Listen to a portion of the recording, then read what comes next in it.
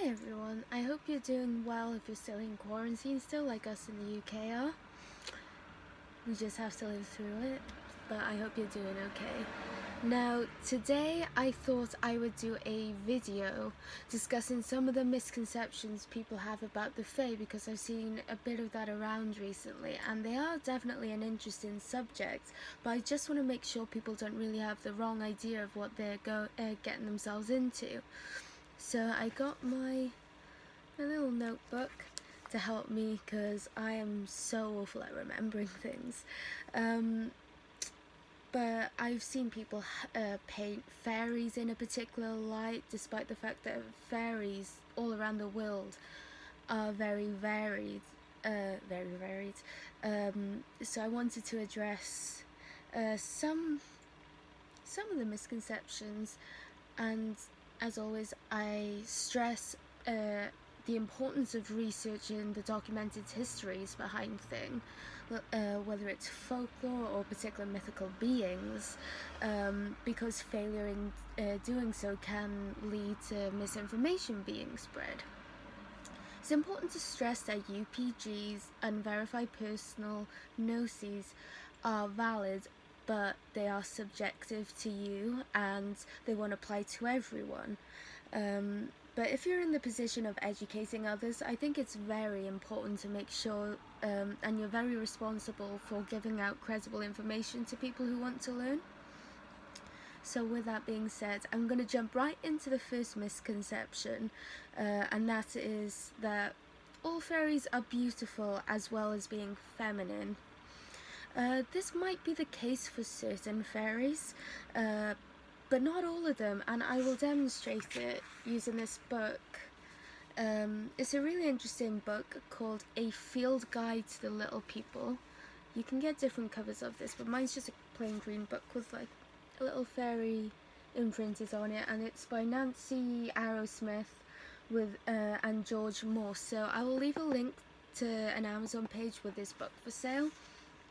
I think it looks a bit different to this one, but still, and it's got all different kinds of fairies in there. I think there's over like 70, and it includes things like the behaviour, the habitats, what they look like, and really cool illustrations. But back to what I was saying. So one of the misconceptions is that fairies are beautiful and feminine. But I just want to give you a few examples that prove this isn't always the case. For example, a popular fairy people know about is the brownie, but what do they actually look like? Well, they're about 20 inches tall and are covered in brown hair from head to toe, and they have wrinkly old faces, and they're either completely naked or wear really old tattered clothes, and they actually get offended and leave your house if you offer them new clothes. They get offended like that. But just based on that description, they don't really sound all that pleasant to look at, do they? No offense to any brownies around you, but they're not so glamorous. And that's a fairy loads of people have heard about, but one not as well known one is called a Shobilty, I think it's pronounced, which originates from Britain, and they take the form of a pony with horse's legs covered in seaweed, and yes, the book says that they have huge testicles. Now that really fits with the whole feminine depiction of a fairy, doesn't it? Like on the subject of fairies being all feminine, there is a particular type of fairy called a servant, that have a boyish face, and they're known for having a loud, hearty laugh. And these aren't particularly feminine fairies. So as you can see just from these three examples, and there are many more, they're not like the pretty kind of Tinkerbell-esque kind of small fairies. They vary drastically with how they look, their size, whether they're exclusively female, exclusively male, or that their species have both of the same sex. The next part of this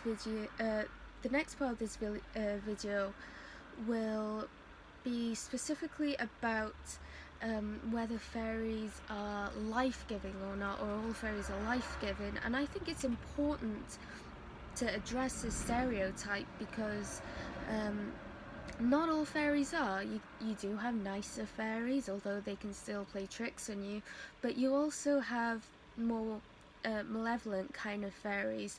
And if you want to work with them, I think you need to recognize this so you know that you need to take measures to protect yourself.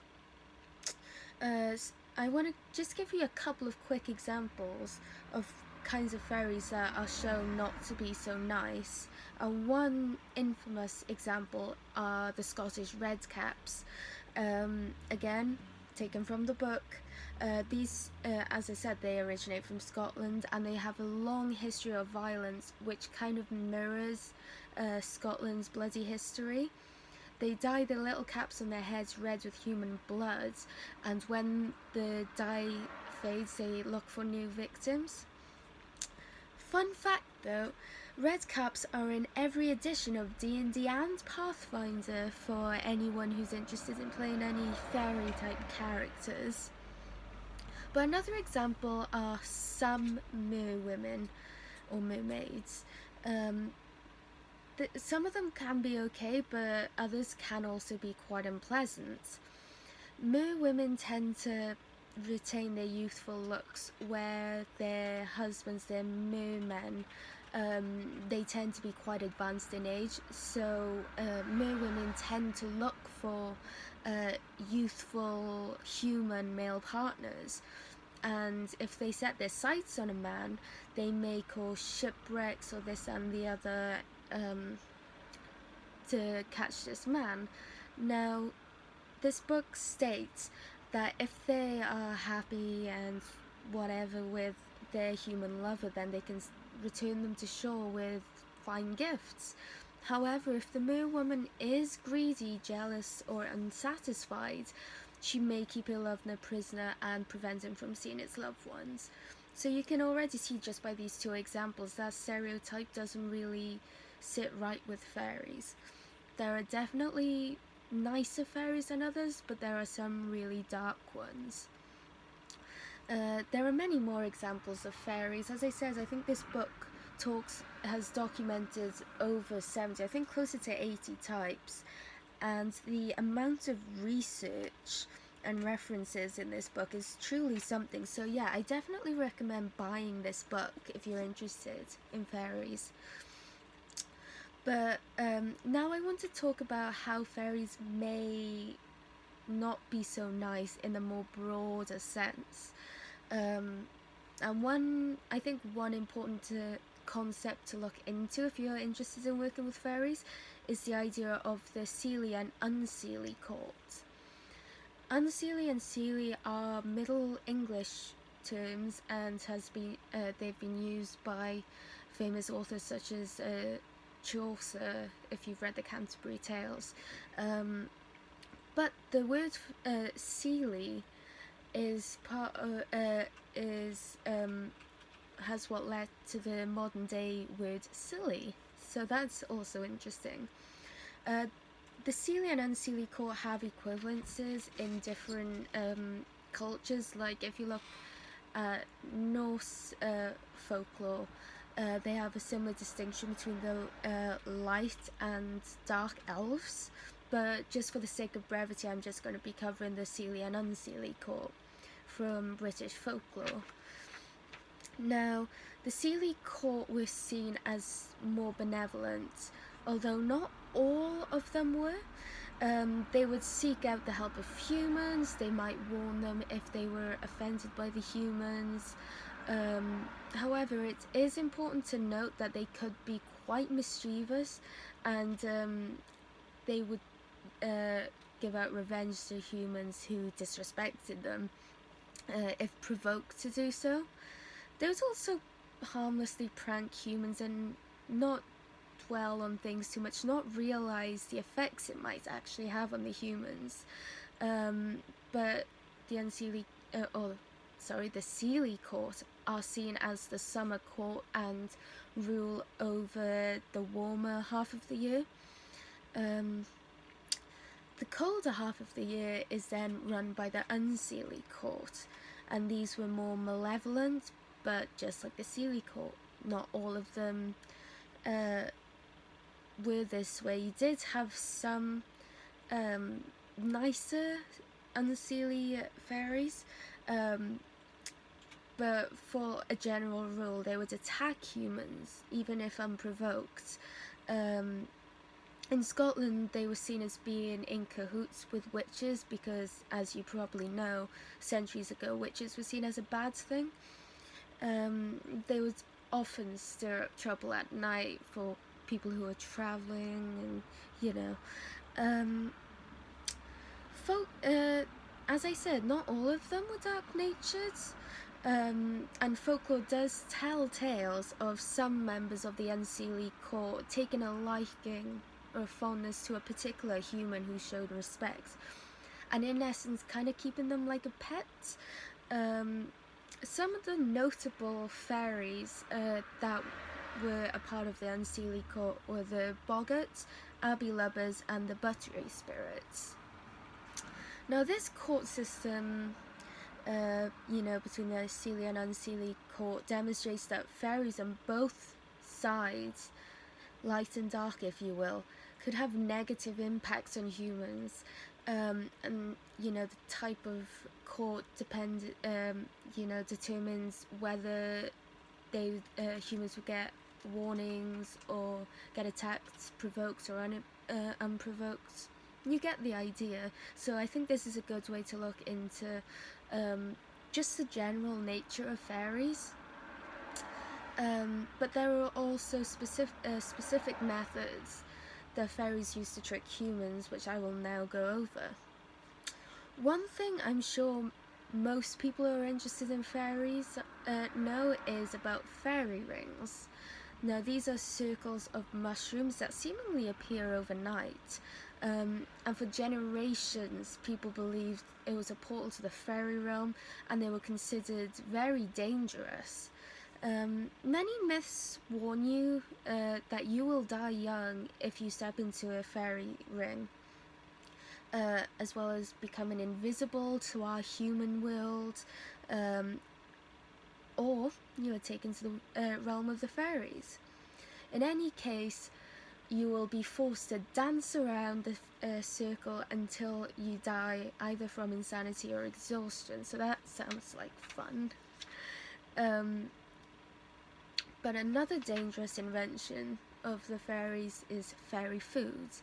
Now, if you eat foods from the fairies, you essentially become marked, meaning fairies are more alert to your presence and could do things like whisk you away to the fairy realm.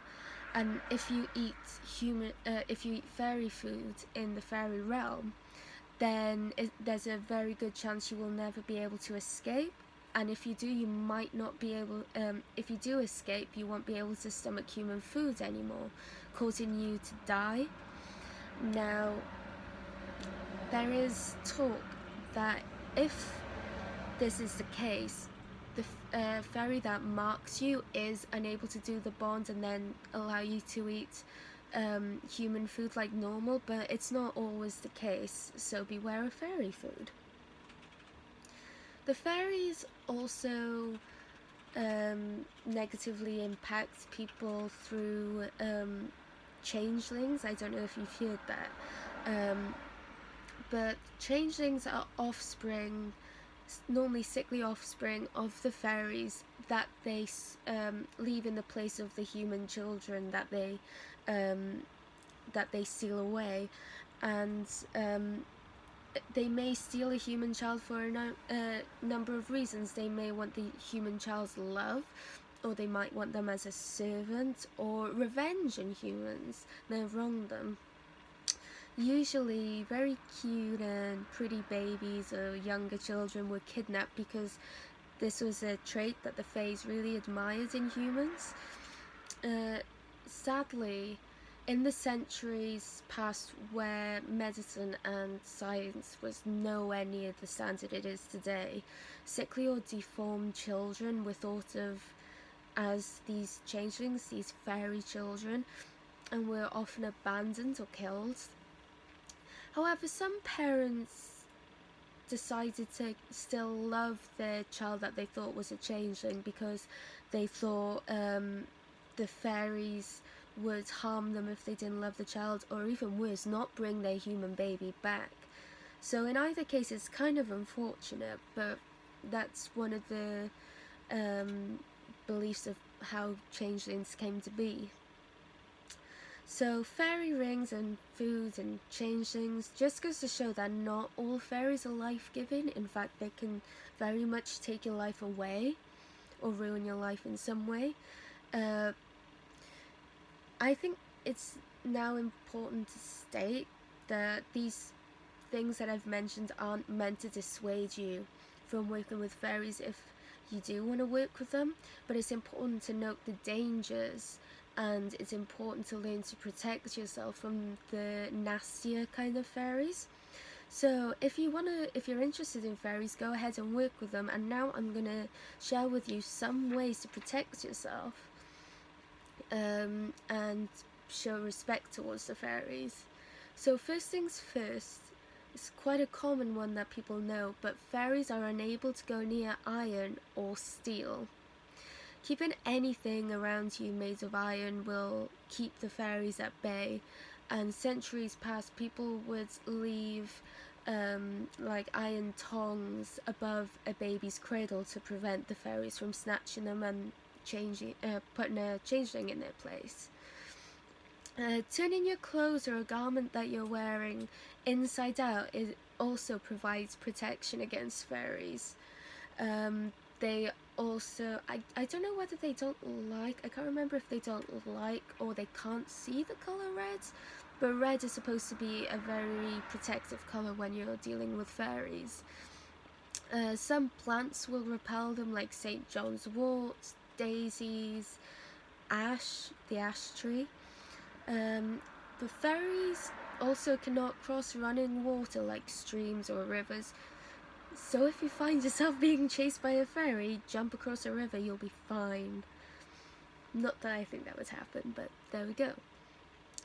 So these are good ways of keeping them away from you at all costs, but I don't think it really discerns between the good kind of fairies you want to work with and the more tricksy, malevolent kind of fairies.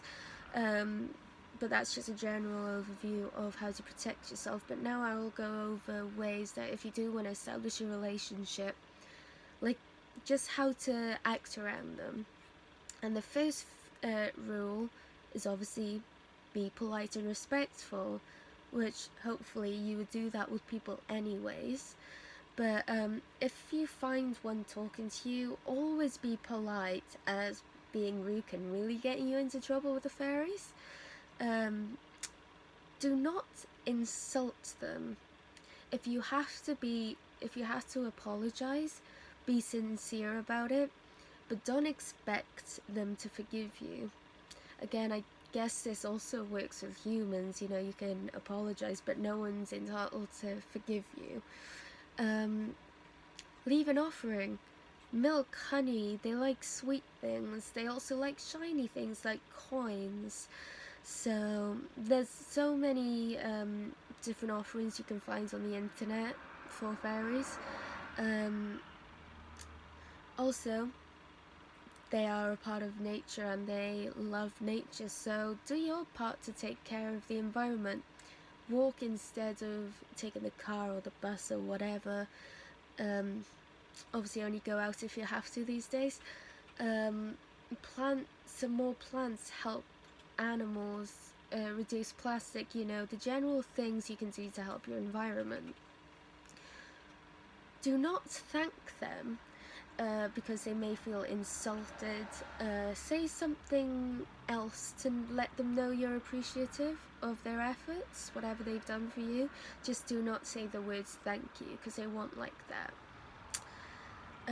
If you're walking in say like the woods, or it might even be an urban area, I don't know, and you feel unwelcome, it's best not to continue on that path, because fairies might be present and they may feel threatened by your presence. So if you start feeling unwelcome going the way you are, just turn back. Anyways, that is it for this video. I hope it was informative. It's not the most comprehensive video I could have done, but I just wanted to address some of the stereotypes which I don't think are helpful when you're trying to understand fairies. It's very important to combat these stereotypes, so do your research. Don't make things up and mislead others. But that's it. If you like this video, hit the like button. I will leave a lot of links to different things I've referenced in the description. Remember, a field guide to the Little People by Arrowsmith and Morse. This will also be in the description. So thank you and bye.